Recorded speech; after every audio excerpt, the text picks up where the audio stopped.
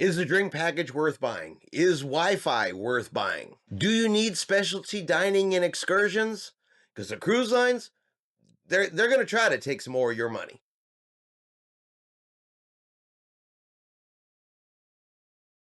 Chris here with High Seas Cruising, and welcome to part 3 of our beginner's guide to cruising. And today we're going to talk about pre-cruise purchases, things you can buy before you get on the ship. Things like Wi-Fi, drink packages, shore excursions, spa treatment. Now, in our last video, we talked about going through the booking process. If you haven't seen that, I will link the video for you up here. And now we're at the point where you've booked your cruise, and now the cruise lines, they're really going to come after you.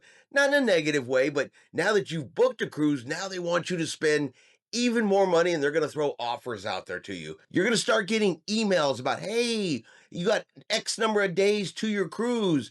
Have you thought about a drink package? Have you thought about a Wi-Fi package? Have you thought about specialty dining, spa treatments, the excursions you're going to book? They are definitely wanting you to spend some more money, but it is completely up to you whether you spend this money or not. It is 100% possible to book a cruise, get on that ship, and really spend no more money. You don't have to get the extras. You don't have to get the add-ons. You already have a cabin. There is food included. There is free entertainment included. They do provide a very limited number of beverages on board the ship. When you go to ports, you can simply get off the ship, walk around and look at things and enjoy it, and not actually have to spend any more money. But you may want some of these extras, and so we're going to kind of go over them a little bit for you today. Some of the things you can pre-purchase, and it is cheaper to pre-purchase than it is once you get on board the ship. Cruise lines do that. They want you to buy it ahead of time. They don't want you to wait, so they do make it a price difference, and it's more expensive if you wait till you get on board the ship. Now, one of the big ones the cruise lines will always try to get you to purchase is a drink package. And of course, drink packages, they vary between cruise lines. They all have some version of it. They all have multiple levels of drink packages out there. So it's really going to depend on what cruise line you booked. Will change this information a little bit, will change the price a little bit, but the basic principle is always the same. They're going to charge you a certain dollar amount per day, and then based on the package you get, those are the drinks that you can walk up to the bar and simply get that day. They'll have soda packages, which is basically your soda. They will have usually a middle tier package that includes like mocktails, coffee, juice, your sodas, all the way up to their full alcohol packages. And then depending on the cruise line, some have limits, some don't. For an example, Carnival Cruise Lines, they have a limit. You can only get 15 alcoholic drinks per day versus other cruise lines that don't have that limit. So whatever cruise line you're booked, make sure you research your drink package and know what's included and what's not before you purchase it. Make sure it's a fit for you. Now, for me, the biggest question is a drink package worth it? Are you going to drink enough every day on your cruise to justify the cost of even getting the package? So let's go ahead and hop over here to the internet real quick. Now, if you go over to Cruise Hive on the internet, just www.cruisehive.com, they have a great tool over here, one I think that would definitely benefit a lot of people if you're trying to calculate it. They came up with this. I'm not associated with them, but I do think it is a really good tool. So you come over here to Cruise Planner, you come down here to Drink Package Calculator, all right, and it will pull up this page for you right here. And you can start up here on step 1. You can come down, you can select your cruise line. So we'll just say Carnival Cruise Line for this one, 2 guests, departing dates. I'm just going to make up some dates. We're going to call it a week-long cruise. It's going to let you know that their current gratuity rate at the bar is 20%. Then you can scroll down here and you pick your package tier. In this case, it said they have the Cheers package, which is your alcoholic package. And they show you right there, it's $69.95 per day.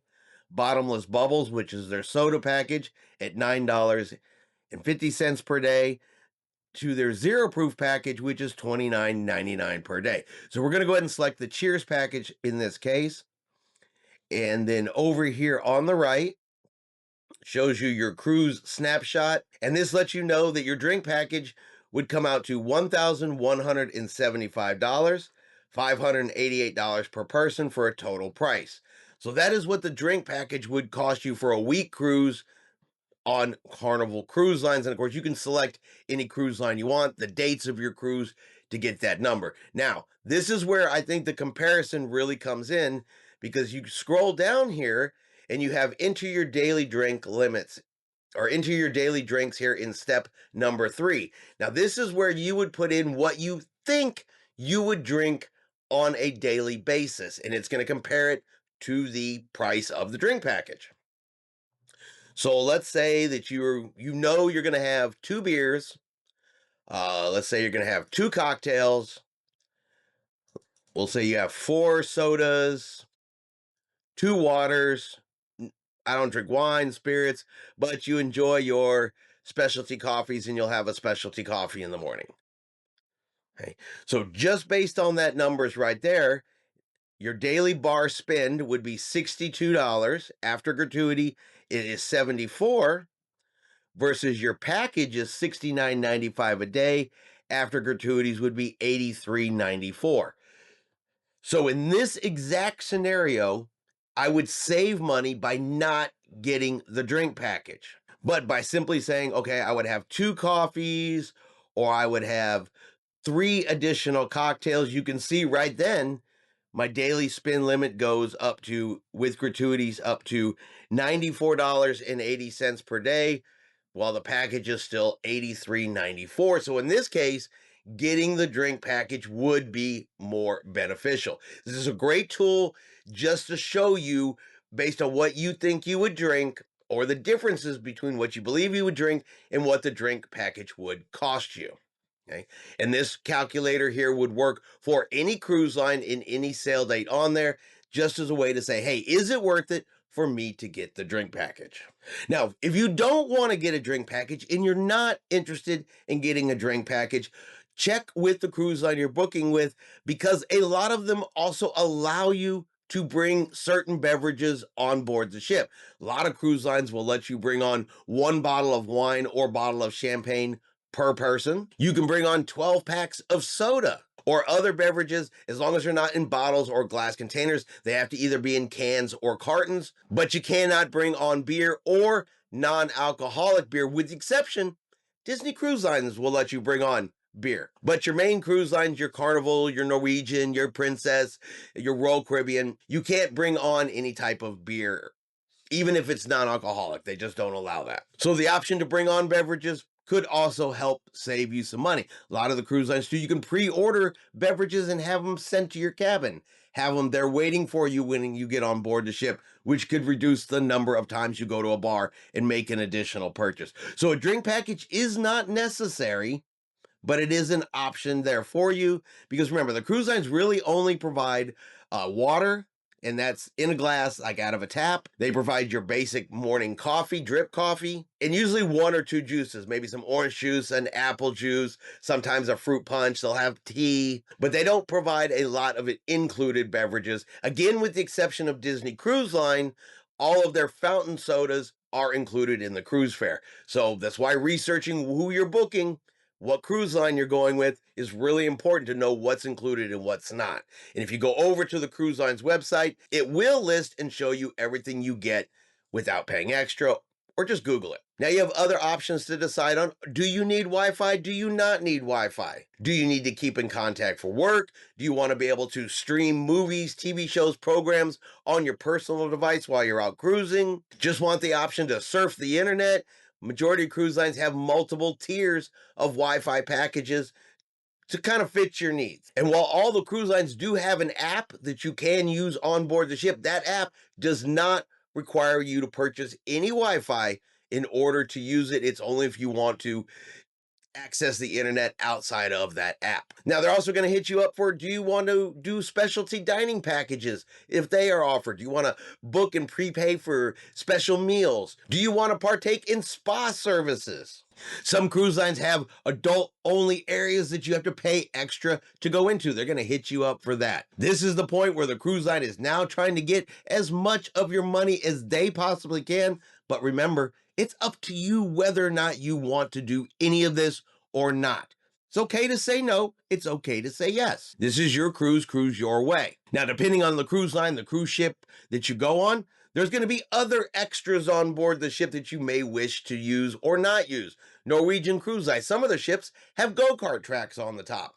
They charge extra for that. There's arcades on board. They charge extra for that. There's escape rooms, there's simulators, there's a plethora of things on board different cruise ships that they will charge you for, and if you want to do it, they're happy to take your money. Again, you don't have to do it. There is a lot of free included entertainment already on board the ships. And what I think is the last big add-on item, optional item that cruise lines are going to encourage you to purchase is going to be shore excursions.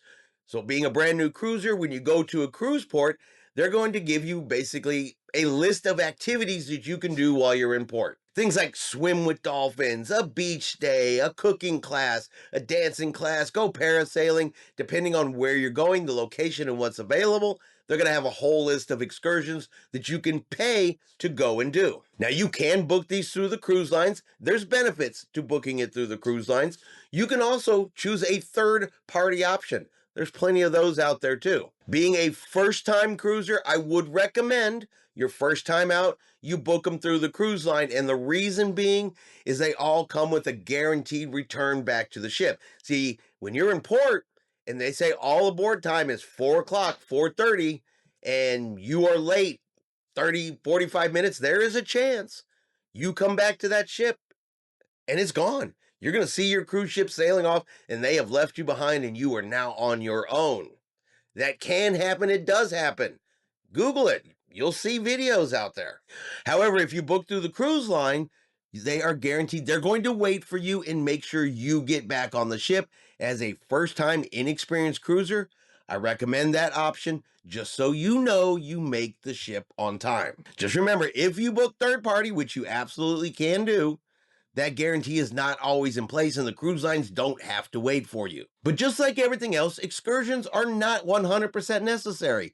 If you simply want to get off the ship in port, do your own thing, wander around, take a look at stuff, you can do that. You can do that without spending any more money.